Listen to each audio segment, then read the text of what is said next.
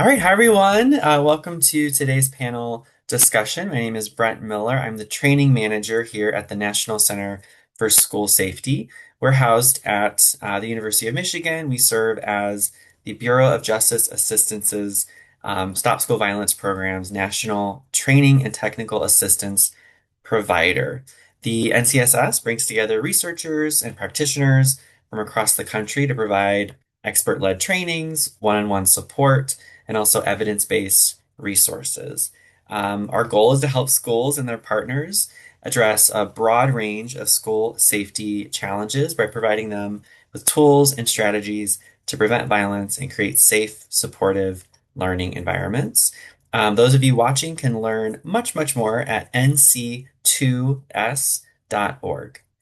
Today, we have three Stop School Violence grantees with us who are going to share about their work and describe some successes that they've experienced. We also have an internal audience of NCSS staff who are joining us. Each of our panelists is going to share for about 15 minutes, and we will make time for questions at the end of the recording. So, without further ado, we're going to start with Julian Shauna from Napa County Office of Education. Please introduce yourself, your work, and describe what's been successful. Kick us off. Good afternoon, everyone. I'm Julie McClure. I'm the Deputy Superintendent of Napa County Office of Education. And if we want to go to the next slide, has our lovely photos on it. That's me, Mhm. and then my colleague Seana Wagner, the Director of Communications and Special Projects at the county office. And together we make up the team that supports safety work for the Napa County Office of Education. And we're both delighted to be here today to share the work that we did through our STOP grant funding, which began in 2023. And we were really pleased to receive this grant because it enabled us to accomplish the development of structures and partnerships in our community that we feel will really serve us well for many years to come beyond the life of the grant. And if we can move to the next slide, just a little bit about our community. Napa County, as you may know, is located in the San Francisco Bay Area. We have a population of just over 130,000. And many people think of Napa as a very wealthy community. We have lots of fancy restaurants and wineries. But the reality is we have a very high number of students living in poverty. It's over 60%. And many of those are, from the families of the agricultural workers and the folks that support that tourism industry. And our school community is very diverse. We have 18,000 students. And most of those students are located in one large suburban district, that's the city of Napa, and four small rural districts, Up Valley, two of whom have less than 100 students. So when we're thinking about countywide efforts, we need to think about implementation in ways that will work across a variety of school settings. And we can move to the next slide. Just a overview of the goals of our STOP grant. The first goal was to establish a coalition of first responders and school representatives, our Napa County Schools Safety and Health Coalition, to begin to do this work again across systems and in a county-wide way. And the second bullet there is to create safe school climates through the development of common emergency response protocols, which was the first piece of work we tackled with this coalition. And then to support behavior threat assessment teams and efforts at all of our county districts. And we can move to the next slide. So speaking about the coalition consists,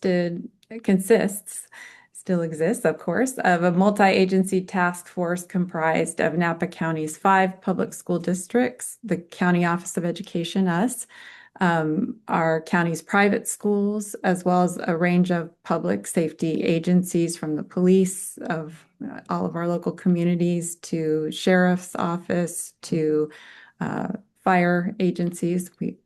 We have several here fire is a big issue here in our part of California, as well as county emergency response folks as well. And I have to give a shout out to my colleague Seana Wagner, who really worked a lot with all of these agencies during COVID to respond to that emergency, and as a result, built lasting partnerships with many of them,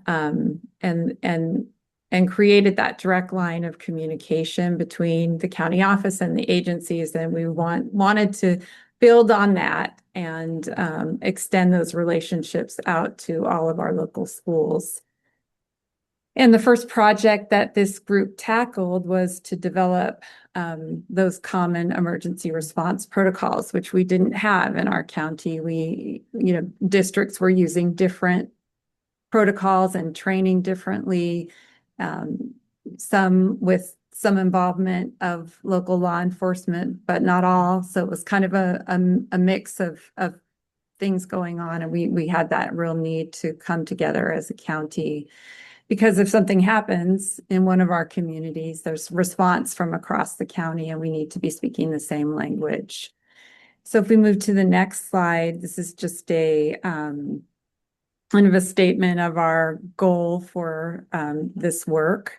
Of course, we hope that we never need to implement these protocols, but we want to have that common language so that when something happens, we can ensure the best outcomes possible. And in the next slide, I'll talk about this first objective here, and then I'll turn it over to Seana. We were really looking in this work to create a work group to develop a shared understanding between schools and first responders, a common vocabulary around emergency response.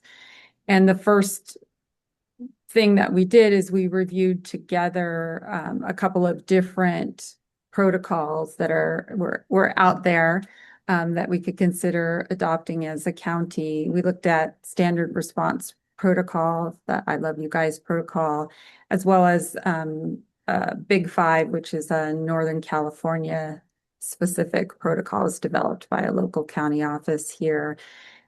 And we spent a lot of time as a group discussing terminology, how schools were interpreting terms, how law enforcement was interpreting terms. We had a lot of discussion around the term secure campus, and kind of couldn't come to a collective agreement on what that meant between law enforcement and schools. And as a result, we decided to develop our own protocols and really looking to simplify our language so that it was clear what was meant in different circumstances. So those were great conversations that led to a lot of shared understanding and helped us in the next phases of the development, which Seana is going to share with you. Seana. So as Julie said, we spent a lot of time around language, and everyone wanted to make sure that when a school picks up that phone and calls dispatch, the language that passes between the two of them is clear and understood. And so as part of that conversation, we realized that a lot of the other protocols we were looking at had sort of a mixture of what we would describe as the state of the school and an action. So for example, it might have lockdown, which, your school is in lockdown, but it might also have drop, cover, hold for an earthquake, which is more of an action you would take. And so we decided as a group that we really wanted to focus on clear protocols that describe the state of the school. And also the importance of the language being simple and universal. So we really made sure that the terms that we ended up landing on, which you'll see in a moment, were clearly understood by both groups on the school side and the first responder side, that it was easy to train, and that in a state of panic or concern, it would be something easy to remember and to execute. Next slide, please. So after we did the work and settled on the protocols, where we ended up was we developed a poster, which you can see an example of here. And we distributed the poster digitally as well as on paper as an 11 by 17. We did it in English and Spanish. We made a handbook, which we distributed as like a stapled booklet, as well as digitally. The handbook was done for staff, so it was in English. We also created training slides that could be modified.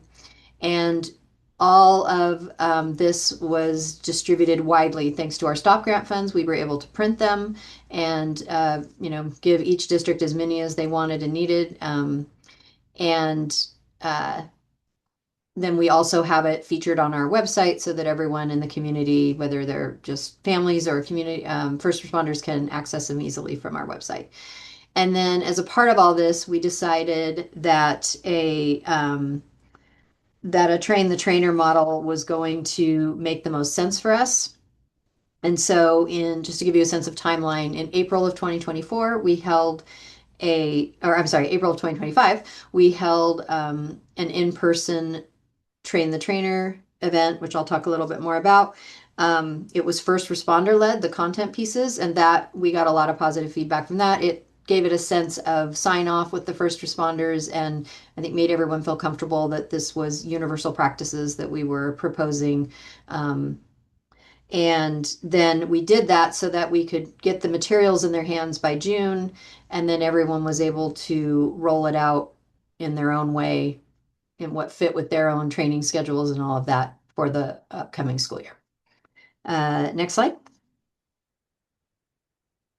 So these are the protocols. So you've already heard these terms: shelter in place, lockdown, evacuation. As you can see, we went with very simple phrases that would be easy to remember. So there's actually 3 potential areas under shelter in place. For example, again, earthquakes, drop, cover, hold on. And then for each of these 3, there's a sentence that kind of gives a little bit of a broader explanation and tries to use that language. But with the training, what you're really going to try to do is emphasize those quick phrases to remember. So, lockdown is built around run, hide, fight, but you can see in the sentence, we use the words run, hide, fight to tie all of that in. Okay, next slide. And embedded throughout the training and the handbook is we really wanted school staff to feel empowered to make the best decisions they could in the moment. So we're telling them about these protocols and we're training them, but also use your gut. If you're suspicious, there's something going on with a student that you're concerned about, something like that, or a safety hazard you're worried about, speak up, tell someone. But also in the moment, if we're using these protocols, you have the power to make a different decision. So again, using earthquake as an example, your room has been damaged, the school has called shelter in place, but the best thing you need to do is get those kids outside into an open courtyard. And so we want staff to feel that they have the ability to do that. Next slide. So I'm going to give you a sense of some of the universal pieces we used throughout the 3 protocols as we were training. The handbook and the slides, what you're seeing here are some examples from the slides, are very in line with each other. So go ahead and go to the next slide, please. So one thing we did is for each of the 3 protocols, we have school administration actions and teacher actions. And you can jump ahead to the next slide, which will show teacher. As we started to develop the content, we realized that really there was 2 very different sets of instructions for those 2 groups. And so we broke everything up in that way. And I'm also going to mention here, again, with our stop grant funds, we were able to hire a consultant with a lot of first responder experience. And that person really helped us with the development of the content based on the feedback from that coalition group's meetings. And that was really helpful to bring in an expert to help pull all of this together. Next slide. And another thing that we did throughout the training for each of the three scenarios, or sorry, each of the three protocols was do scenarios, essentially a tabletop exercise. And we got a lot of positive feedback. We, of course, did some post-training surveys, and staff, the attendees, the future trainers really appreciated that they were able to learn about the protocols, but then almost immediately break up into their district groups, talk, think about, okay, now that we understand how is this going to work, in these different situations. So we strongly recommend including that in the training. And the next slide. And then a final piece we had was throughout the training slides, we have these sort of custom reminders, just really encouraging our districts again, because they're all so different, that this is meant to be a jumping off point, but that they're welcome to embed their own information tools within the training, and we hope that they will. And the next slide. And I'm going to pass it back to Julie. All right, thank you, Shauna. So just kind of touching on the things that we felt were most successful in this work, it was the creation of this coalition that, still meets regularly to advance our overall safety work, and the robust discussions that happen in that group, again, building relationships, building understanding. It's really been invaluable. And I think, we were able to do that because of the relationships that we built during that COVID time, and the leadership role that we had was able to carry over into this work, which was great. And I think those trusting relationships allowed us to get the right people in the room for those robust conversations. And it's not always easy getting everyone from law enforcement and schools in the same place. And so we were glad to be able to facilitate that. And it was interesting. We were able to, it was kind of, like if someone was supposed to be there from the police and they weren't, the other law enforcement people in the room would call them up and harass them for not being there and say, you got to get over here. So, I think it was a real priority for everyone to be at these meetings. And so we had really great participation.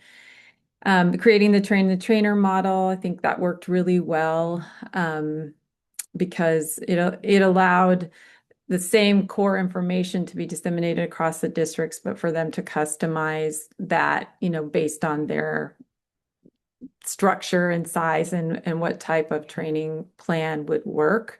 And we worked with each of those districts, to implement that and make sure that they had a working strategy. But, a district of 16,000 is very different from a district of 100. So I think that was effective. And again, I think we feel very, very proud and very happy to see that it's been implemented countywide. When I'm out doing site visits, I love to see the posters up in every classroom, and we feel like we've had a lot of success in getting that countywide implementation. And then just a big thank you for grant funding. It really helped us to advance this work. And our contact information is here. If anybody would like to see the full version of the slides, they can contact myself or Shauna. And there's also a website that has the posters and some of the other collateral materials available that's here for you. Thank you so much for sharing, and yeah, congrats on all of the success. And yeah, so much so much goes into all of that. So really appreciate it. All right, moving right along, Pasadena Independent School District, Gabriela. So good afternoon, everybody. My name is Gabriela Chapa Herrera, and I am the Threat Assessment Specialist at Pasadena ISD, and it's a pleasure to be here with you guys today. I have a very simple presentation talking about our summary of our STOP Grant 2020.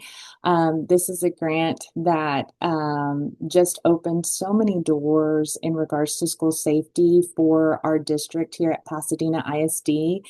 And like I said, I'm very privileged to be a part of this work. And thanks to this grant, this position that I currently hold was originally created.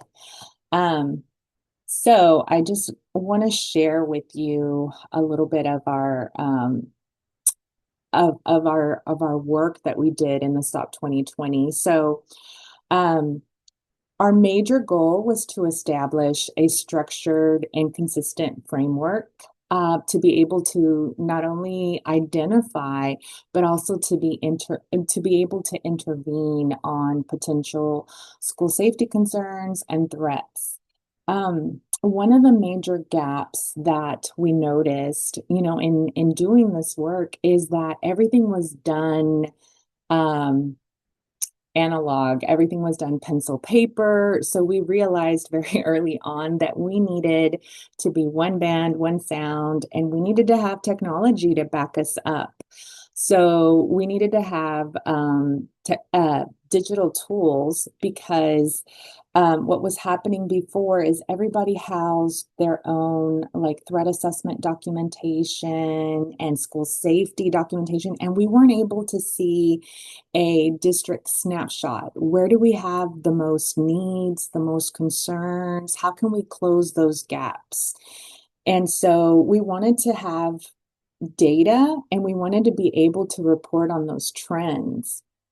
The other gap that we noticed that we addressed with our Stop 2020 grant was kids taking a more active role in threat assessment and any kind of safety concern like prevention. So we really were able to accomplish this through a program called Safe School Ambassadors. And this is something that I also spoke to fellow grantees at different conferences, and I'm excited to report that I want to say like 2 or 3 of the grantees also got on board with Safe School Ambassadors, and it was just a wonderful experience to see our kids be front row and center and take some prevention leadership.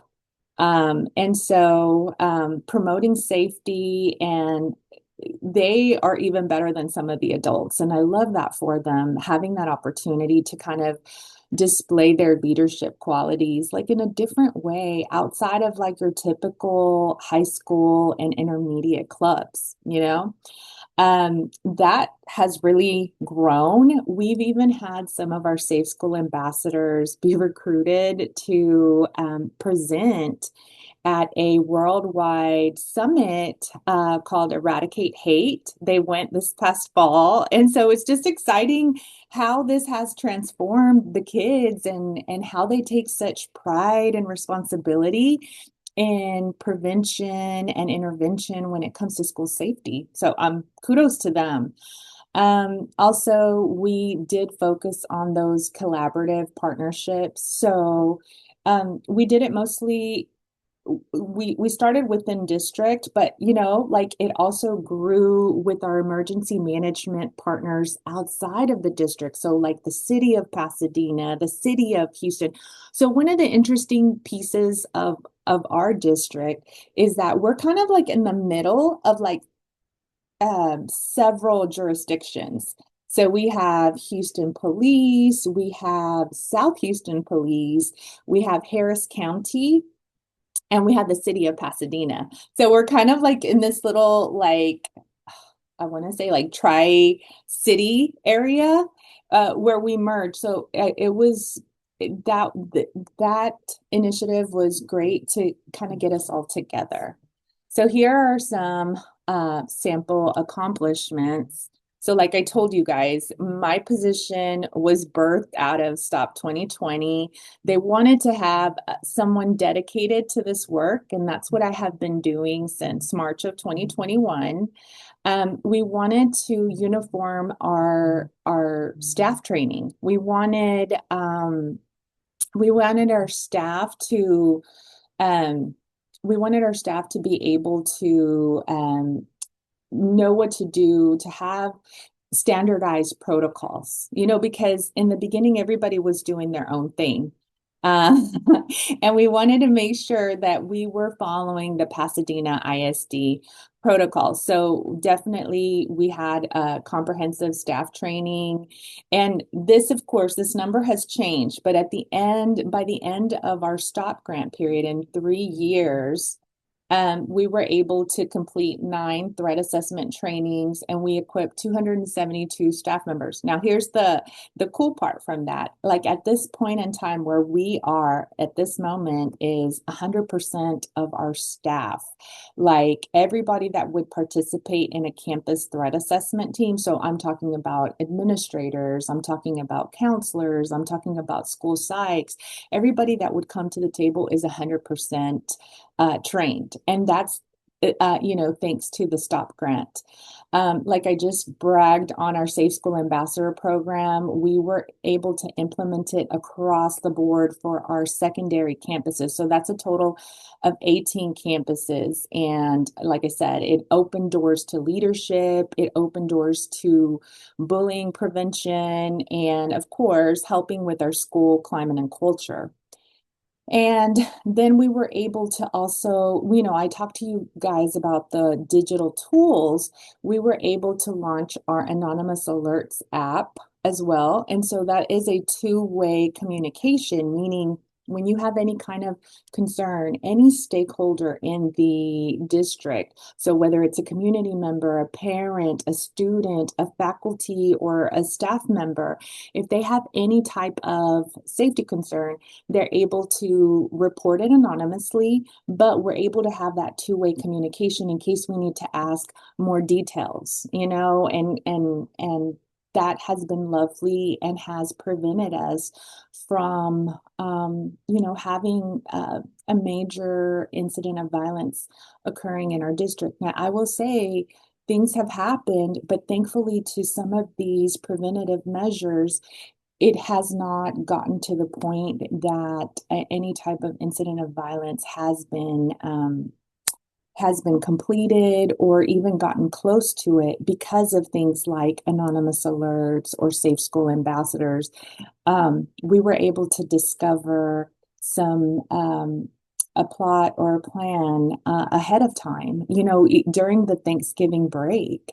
And, this is just things that are really impactful to our district because thankfully, because we have these measures in place, we're able to prevent that. And we're so thankful for that. We're so grateful for that.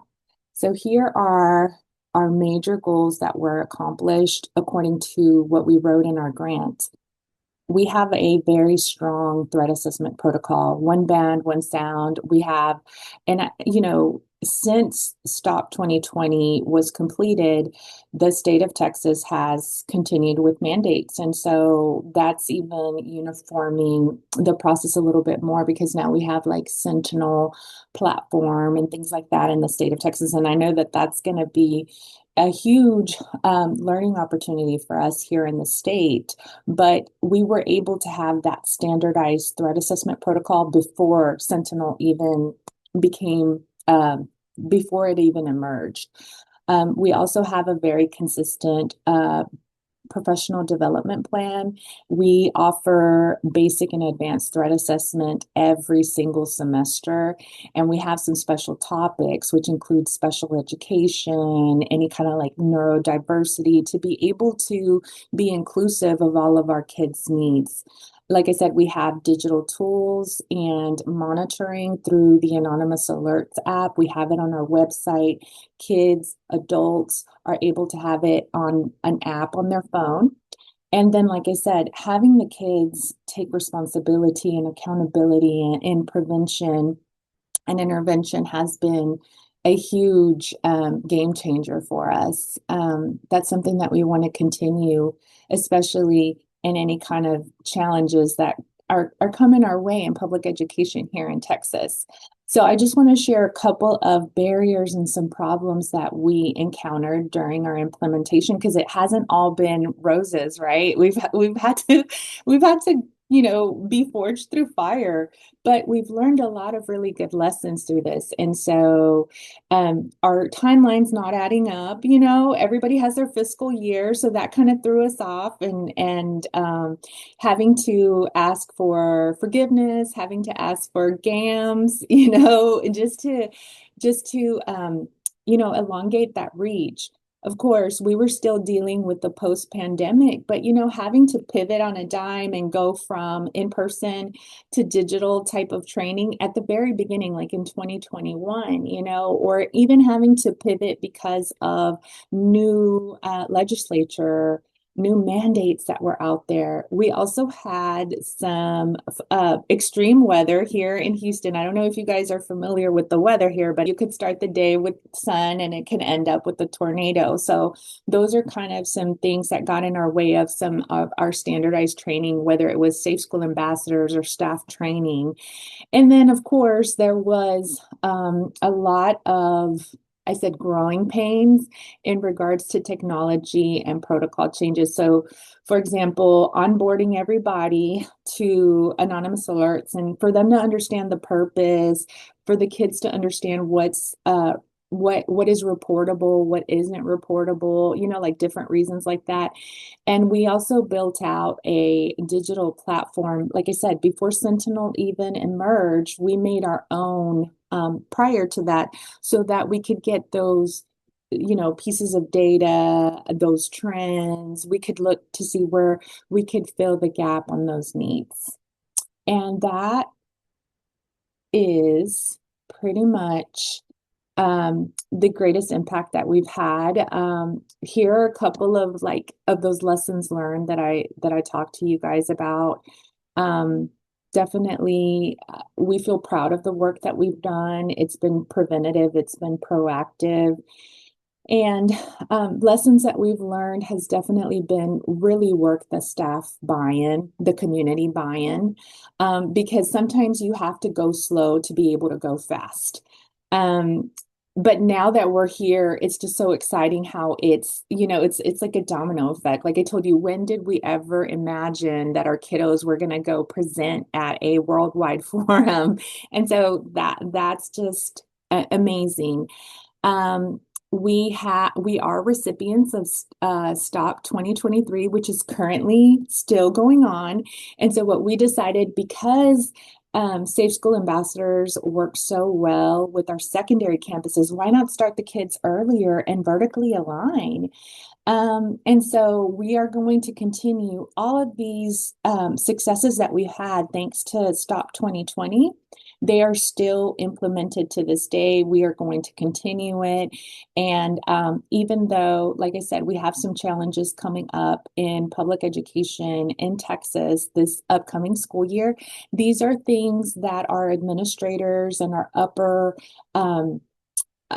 administrators in the district, our leadership is so committed to because they've seen the fruits of all of this labor. And so just excited to share that with you guys today. Thank you so much. Yeah, it's great to kind of think back to, 2020 and just all of the challenges that posed. So it's really great to see kind of how y'all have gotten through it and are continuing the work. So thank you so much for sharing. Jess from SERRC, you are up next. So I'll hand it over to you. Thank you. I don't have a presentation, but my name is Jess Mangram. I'm from SERRC in Alaska. We're Alaska's Educational Resource Center. We're also Alaska's only educational resource center, so we service the entire state. It's about 127,000 students. This is our second Stop School Violence grant. Our first one was just called Stop It because originally we just wanted to provide anonymous reporting for districts, just so that students could report things that were happening. We all know what anonymous reporting is. That's what we wanted to do the first time. We had some of the larger districts in the state decide that they didn't want their data reported on a federal grant, so they pulled out, which allowed us to turn in a GAM and create a position for a school safety specialist. So the school safety specialist makes sure that schools know what they're doing when they're implementing the ARS and what's helping comb through their school safety plans just because, sometimes they inherit those and don't look at them. So a lot of what she was doing was not rewriting school safety plans, but just combing through to see what needed to be updated, what might is maybe is outdated and needs to be renewed or checked. And the cool thing was with that position originally is she was connecting districts. So we had a district who had a landslide and they lost about 3 teachers in the landslide. Um, so she helped immediately with like whatever she could in that case.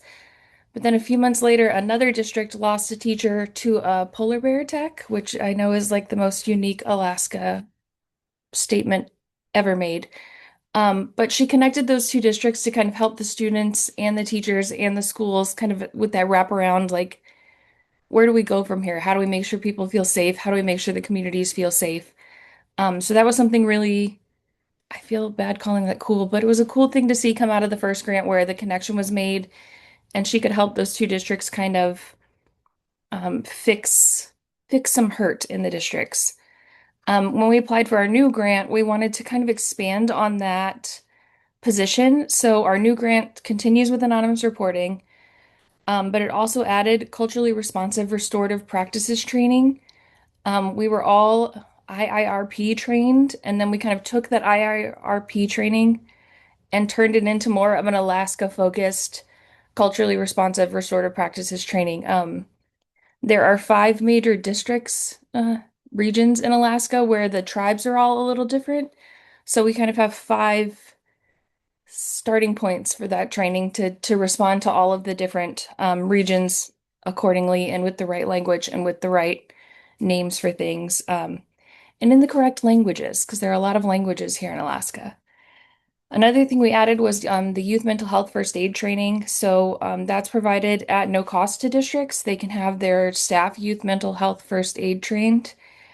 And then next year we would like to add teen mental health first aid training where the students can also be reporters to the youth, the people who are trained in youth mental health first aid. Sorry, I just oversee that part. So I have very, like, I understand it, but the words are wrong sometimes. And then she's continuing the school safety planning. So she still goes through school safety plans and attaches resources and says, hey, you could update this. I attended this webinar. Here's the recording. Should watch it at like certain timestamps to kind of see what the most updated um, protocols or best practices are.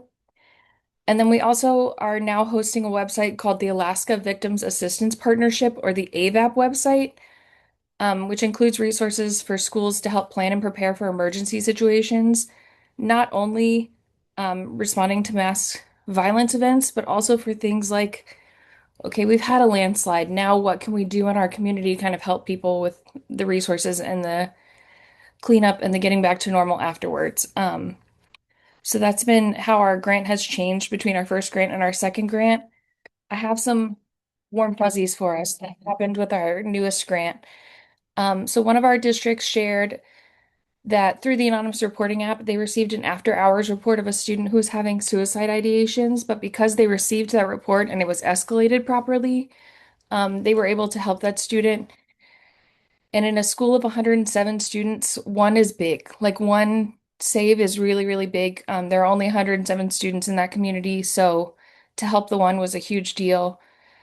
We presented about the anonymous reporting, or the ARS, at our school safety summit that our state holds. Just kind of like why it's important, even if you aren't doing it with us, why you should be doing it in some form for students. And that was really well attended, not only by our partner districts, but also by districts who have refused or have said they don't want to get into the frou-frou reporting of mental health stuff. So that was really nice to tell them, like, really the nitty-gritty of why it's important to provide that for students. 5 of our districts are currently piloting on-demand mental health through our anonymous reporting too. So they get access to a state certified counselor. There's a lot of background work that went into it, a lot of parent approvals, a lot of permission, a lot of tech setup that we were unaware for, but now we have muscled our way through.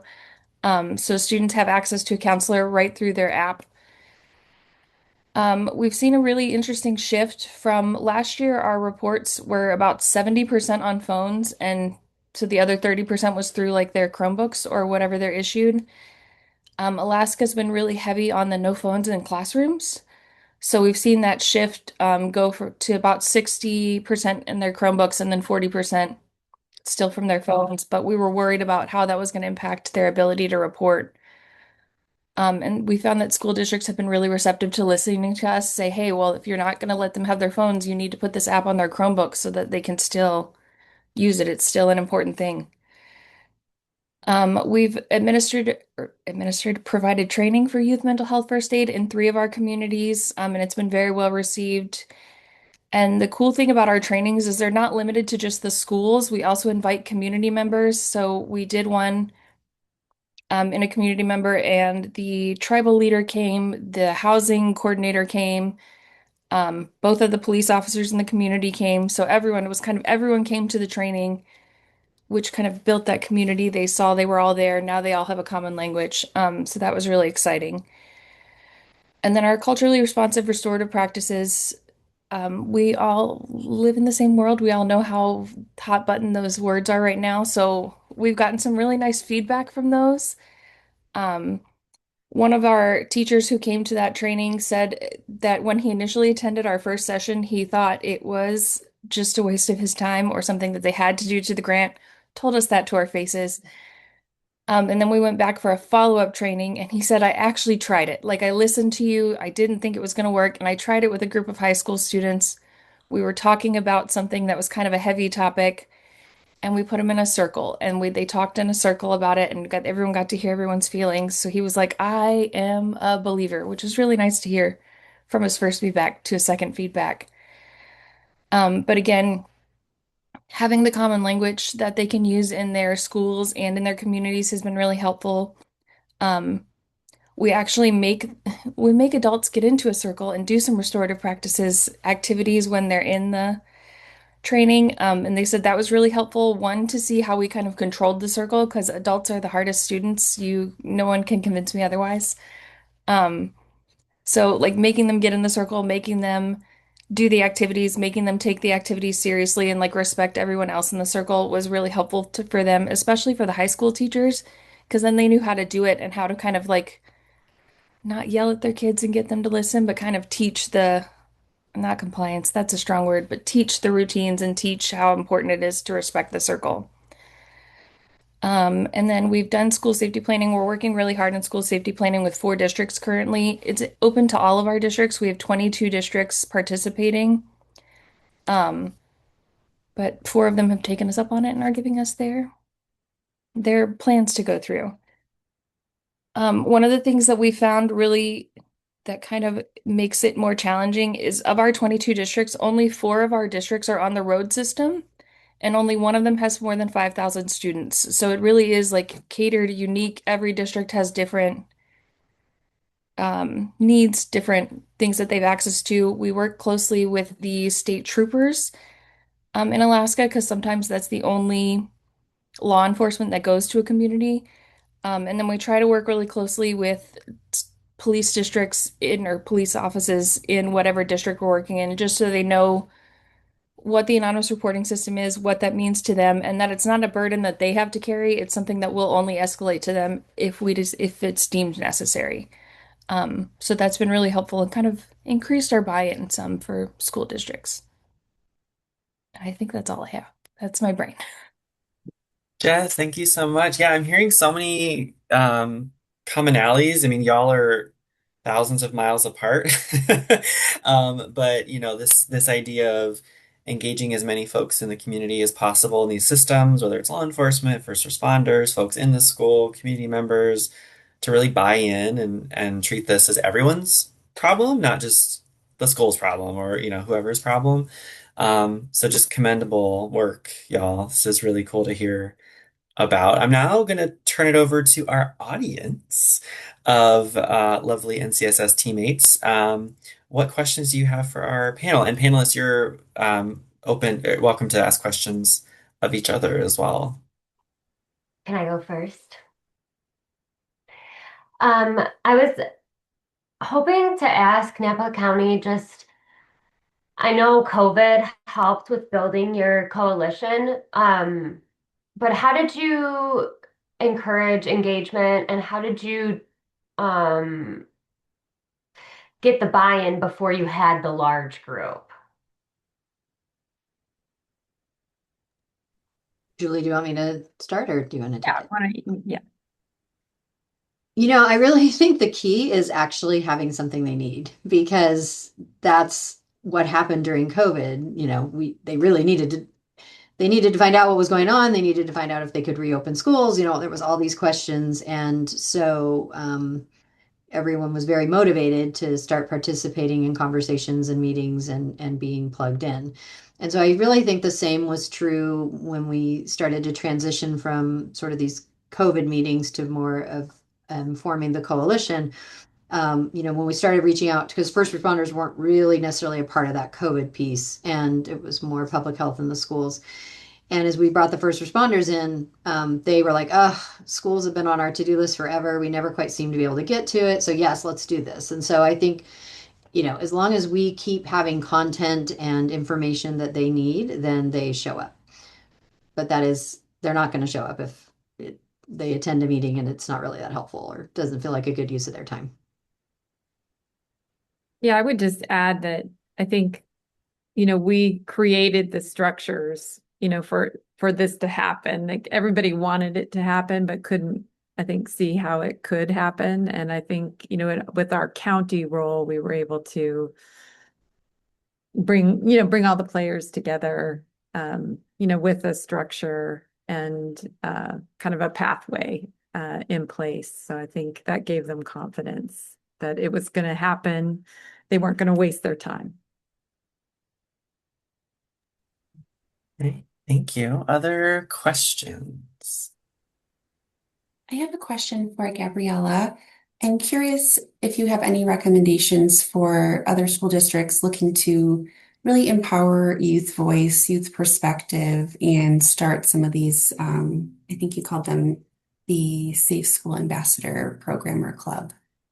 Definitely. So just to clarify, it is like lessons learned, like best practices on how to kind of get this rolling in your district.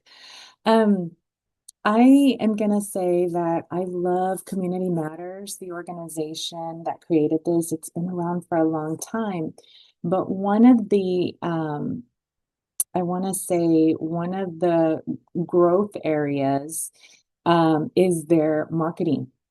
Having pictures, videos, being able to show principles, especially, because a lot of it is that buy-in and understanding. You can have it in text, but that doesn't really convey the story or the goal as opposed to having the pictures and the video and the stories. Like Jess did an amazing job when she talked about like the warm fuzzies, those anecdotal stories, they go a long way. And so what we've done is we've created a kickoff. So our upper administration has spoken to them and said, hey, we want these programs on your campuses, right? So they're voluntold initially, but then when we get together and we make it a fun event and we show them like the background, that we share those anecdotal stories, that has really taken off, to be able to tell them like the personal stories, how it promotes not only safety, but it promotes like the positive school climate on their campus. They're sold. So I would say if you're starting from scratch, talk to other districts. We are and Allison knows this, we are very open to speaking to other districts, other states. We'll share our pictures because like I said, we're working on a video, but marketing, I want to say, is everything, to get them to visualize what the mission is.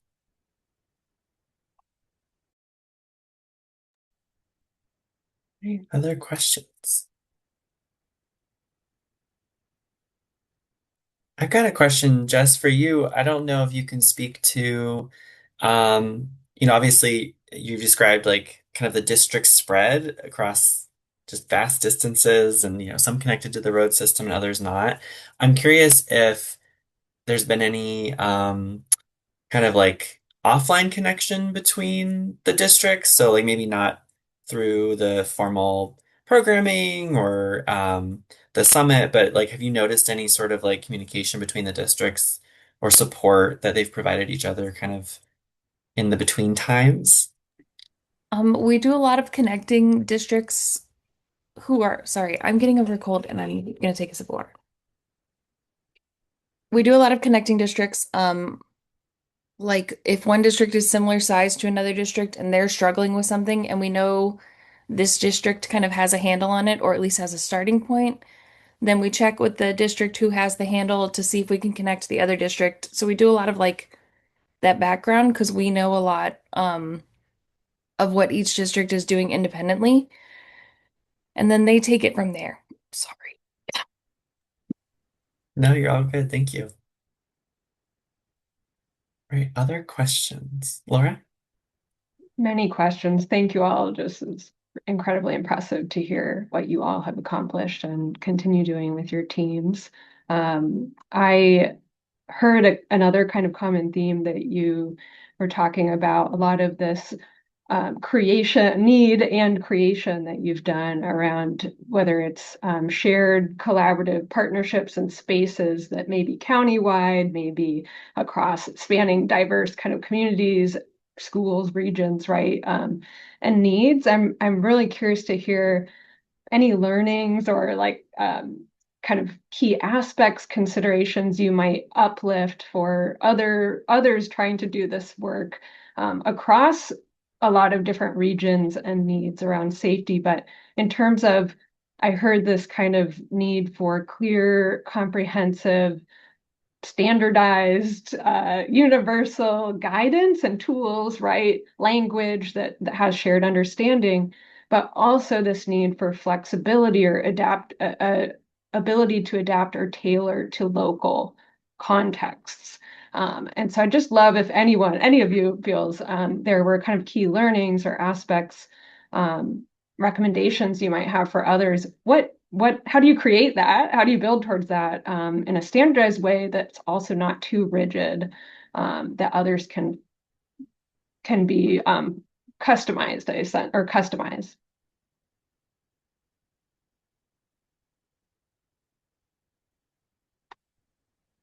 And I know, Jess, you spoke about like cultural responsiveness. All of these pieces are also, just huge. They're not easy to accomplish. So I know it's a big question. We did a lot initially with customizing. I am not from Alaska. I moved to Alaska with the military, so we had to find community members who wanted to teach us about their culture, and then it would allow us to kind of turn that around and teach other teachers and people in their community about the culture as well. So we did a lot of like connecting and understanding and learning. It's fascinating to learn, but it was a lot to sort through initially. And I'm going to go ahead and say, like, I will, I, our experience was maybe a little bit more streamlined because we're like one district, versus trying to forge that gap between districts. I feel like that is definitely a bigger challenge. But even within the district, you have your believers and your non-believers that are like, well, that doesn't really pertain to academic achievement, for example, and, other priorities, which are equally as important. Nobody's taking that piece away, but I would have to piggyback on what Jess said. Connection is everything, relationship is everything, and being at the table with the leaders and talking about it and explaining it and showing, again, my marketing pitch, like these are the objectives that we're trying to accomplish. And I will tell you, like after the first year, they were able to see, for example, a uniform training schedule. They love that, because they're like, oh, my staff member didn't get this semester, but it's already scheduled for next semester. Love that. I don't have to recreate the wheel because there's already a protocol in place and there's a person that I can actually pick up the phone and call and consult with. So that connection and that trust and just being, like you said, you talked about flexibility. So it not being so rigid that people feel imposed on, as part of that connection piece. That's what we experience like within the district. And that's why I feel like we've been able to do some of the things we've done because we've gotten a lot of support, from leadership and just, regular staff that believes in the work that we're doing. I have one more thing now that I'm not gonna pass away too. Um, we are very careful to protect our district's privacy. So when I say, oh, I have a district who's doing that, I don't tell them, oh, it's this district that's doing that. I just say, I have another district who's doing that. Let me see if I can connect you because Alaskans really like to keep their privacy. And I'm sure it's that way for other districts, but Alaskans are aggressive about it. So it's a lot of protecting anonymity before connecting resources too, which I think we have a lot of street cred for doing that at this point. So I think that's helpful as well.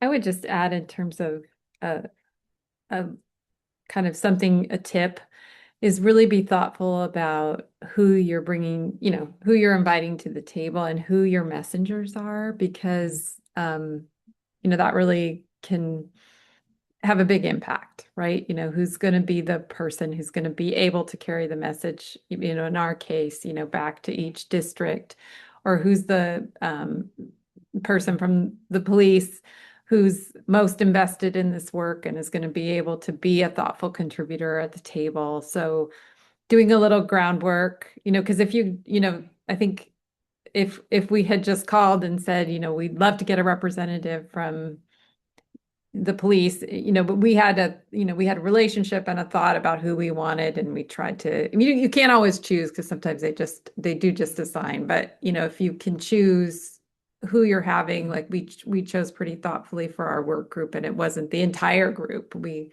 narrowed it down and then worked with, some folks who we thought could help us move through the process quick and also would be good messengers for the large group.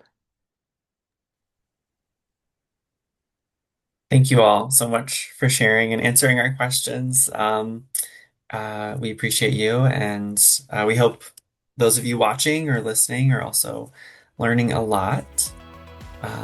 Thank you all.